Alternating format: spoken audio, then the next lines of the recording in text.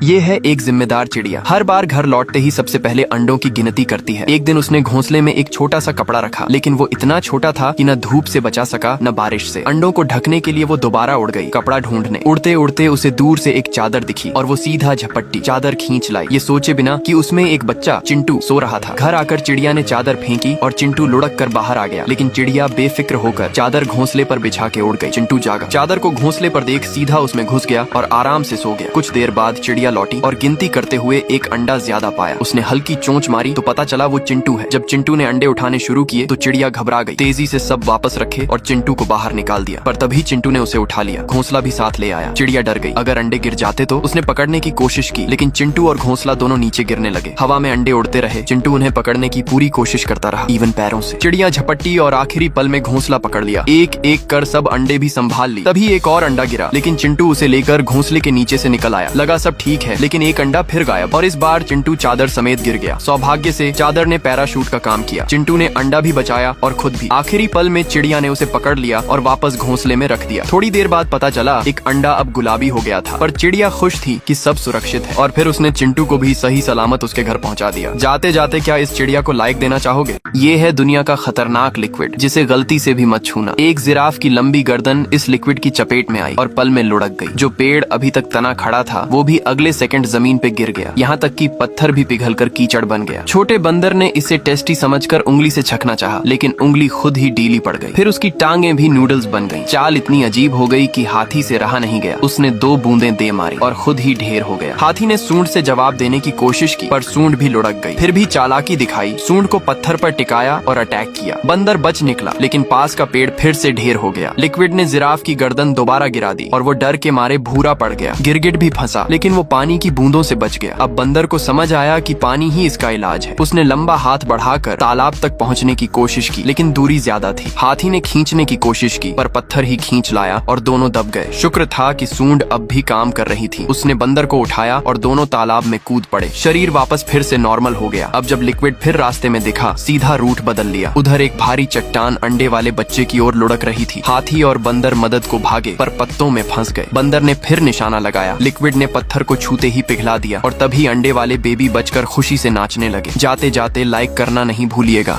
वह शिकार से कुछ पैसे कमाने निकला था, लेकिन जैसे ही उसने ट्रिगर दबाया, देखा कि पैसे उसके पैरों के नीचे बिखरे हुए थे। किसी ने इन्हें वहीं फेंक दिया था। शुरुआत में उसने सोचा आज किस्मत अच्छी है, लेकिन दूर देखकर सोच बदल गई। पास में एक पैराशूट लटका था और एक आदमी जमीन पर पड़ा था जो पैराशूटिंग के दौरान मारा गया था। उसके पास एक काला थैला था जिसमें लाखों डॉलर थे, मगर वह खुश नहीं हुआ क्योंकि थैले में एक पिस्तौल भी थी जो पैसों की संदिग्ध उत्पत्ति दर्शाती थी। यह जगह सुनसान थी, इसलिए वह पैसे लेकर निकल